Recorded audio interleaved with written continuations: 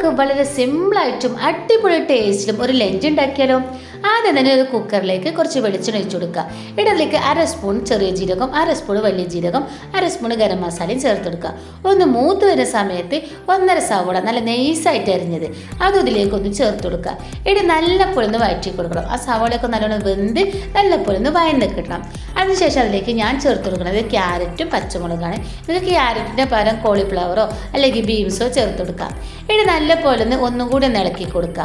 അതിനുശേഷം നമുക്ക് അതിലേക്ക് ഇഞ്ചിയും അതേപോലെ തന്നെ വെളുത്തുള്ളിൻ്റെ പേസ്റ്റും ഒരു മാഗിൻ്റെ ക്യൂബും അതേപോലെ തന്നെ അറബിക് മസാല മന്തിൻ്റെതോ അല്ലെങ്കിൽ കപ്സലിൻ്റെ മസാല ഒരു 2 സ്പൂൺ ചെറിയ 2 സ്പൂൺ അതും ചേർത്ത് കൊടുക്കുക. പിന്നെ കുറച്ച് മഞ്ഞൾപ്പൊടിയും ചേർത്ത് കൊടുക്കുക. കുറച്ച് തക്കാളി സോസ് ഒഴിച്ചു കൊടുക്കുക. ഇവിടെ നല്ല പോലെ ഇളക്കി കൊടുക്കുക. നല്ലോണം ഇളക്കി കൊടുത്തതിന് ശേഷം 1 ഗ്ലാസ് അരിക്ക് 2 ഗ്ലാസ് വെള്ളം നിലനിൽക്ക് അതിലേക്കൊന്ന് ഒഴിച്ചു കൊടുക്കുക കേട്ടോ. എന്നിട്ട് നമുക്ക് ഉപ്പുണ്ടോ നോക്കുക. കാരണം മാഗിൻ്റെ ക്യൂബും അറബിക് മസാലയിലൊക്കെ കുറച്ച് അത്യാവശ്യം ഉപ്പൊക്കെ ഉണ്ടാവും. അപ്പോൾ അതൊക്കെ ഉണ്ട് നോക്കിയതിന് ശേഷം പാകത്തിന് ഉപ്പ് വേണമെങ്കിൽ അതിലേക്ക് ചേർത്ത് കൊടുക്കുക. നമ്മൾ കുറച്ച് സോസ് ഇതിലേക്ക് ഒഴിച്ചിട്ടുള്ളൂ. അതുകൊണ്ട് തന്നെ നമ്മൾ ഒരു തക്കാളി കൂടി ഇതിലേക്ക് ചേർത്ത് കൊടുക്കണ്ടേ. തോന്നെ സോസാണ് നിങ്ങൾക്ക് ഇഷ്ടമുണ്ടെങ്കിൽ സോസ് ഒഴിച്ചു കൊടുക്കുക. തക്കാളി ചേർക്കേണ്ട ആവശ്യമില്ല. ഇവിടെ വെള്ളമൊക്കെ നല്ല തിളച്ച് വന്നിക്കണേ. അതിനുശേഷം നമ്മൾ അതിലേക്ക് ബസുമതി അരി നല്ല കഴുകി വൃത്തിയാക്കി വെച്ചിരിക്കുന്ന ബസുമതി അരിയിലേക്ക് ഇതിലേക്കൊന്ന് ചേർത്ത് കൊടുക്കുക.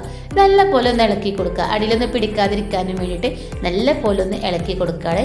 എന്നിട്ട് മൂടി വെച്ചുകൊണ്ട് ഒരു വിസിൽ വരുന്നത് വരെ നല്ല പോലെ ഒന്ന് വേവിക്കുക. ഒരു വിസിൽ വന്നതിന് ശേഷം നമുക്ക് തീ ഓഫ് ചെയ്താൽ വിസിലൊക്കെ പോയതിനു ശേഷം തുറന്നു നോക്കിയാൽ നമ്മൾ ചോറോടെ റെഡിയായി. അതിലേക്ക് ചൂടൊടുക്ക തന്നെ കുറച്ച് മല്ലിയിലും കൂടി ഇതേപോലെ ഒന്ന് വിതറി കൊടുക്കുക. എന്നിട്ട് ചൂടൊടുക്ക തന്നെ നമുക്ക് അരിയൊന്നും ഉടയാത്ത രീതിയിൽ നല്ല പോലെ ഒന്ന് ഇളക്കിയാണ്ട് എല്ലായിടത്തും മല്ലിയിൽ എല്ലാ മസാലയും ആവുന്ന രീതിയിൽ നല്ല പോലെ ഒന്ന് ഇളക്കി കൊടുത്താൽ നമ്മളെ അടിപൊളി ലഞ്ചുകൾ റെഡിയാക്കി കേട്ടോ. അപ്പോൾ നമ്മൾ സ്കൂളിലേക്കൊക്കെ പോകാനും വേണ്ടി കുട്ടികൾക്ക് ഉച്ചഭക്ഷണമായിട്ട് കൊടുക്കാനും അതേപോലെ ഓഫീസിൽ നമ്മൾ ഹസ്ബൻഡൊക്കെ പോവുകയാണെങ്കിൽ അവർക്ക് കൊടുക്കാനും ഇനിയിപ്പോൾ ചില നേരത്തെ നമുക്ക് കറി ഉണ്ടാക്കാൻ നമുക്ക് തന്നെ മടിയേക്കാരം. ആ സമയത്ത് നമുക്ക് കഴിക്കാൻ പറ്റിയ നല്ലൊരു അടിപൊളി ലഞ്ച് തന്നെയാണ് കേട്ടോ. അപ്പോൾ എല്ലാവരും ഉണ്ടാക്കി നോക്കുക. ഇഷ്ടപ്പെട്ടാൽ ലൈക്ക് ചെയ്യാനും ഷെയർ ചെയ്യാനും സപ്പോർട്ട് ചെയ്യാനും മറക്കല്ലേ.